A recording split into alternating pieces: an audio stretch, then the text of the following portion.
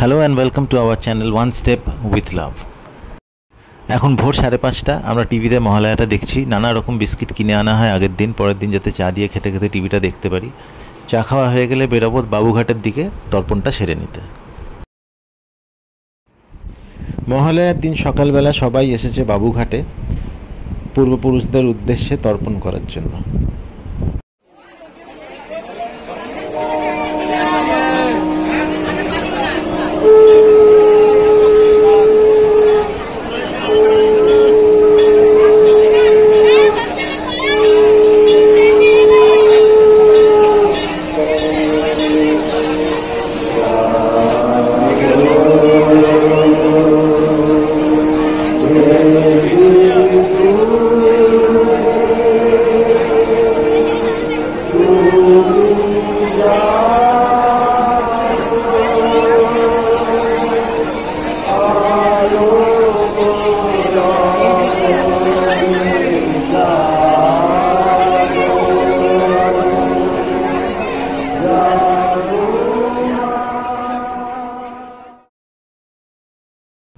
এখন সকাল 11টা বাজে। তর্পণ সেরে বাড়ি ফিরে চান টান সেরে নিয়েছি।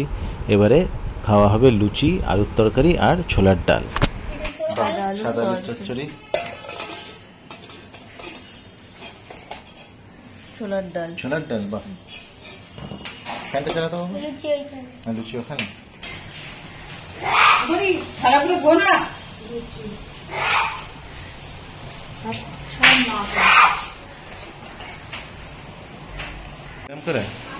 আমাকে নিতে হবে, মা করেছে ভবিষ্যৎ করে এদিকে শোনা। আমি বলে কিছু দিকে আলা দিতে হবে।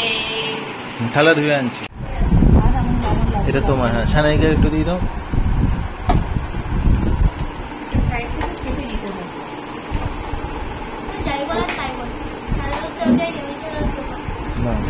দাও আমি দিচ্ছি।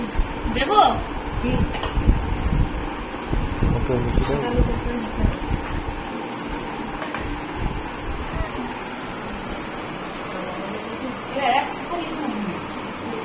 না, ওই তো ওটাই আমার সানাই হয়ে যাবে, ওখানেই দিয়ে দেবে।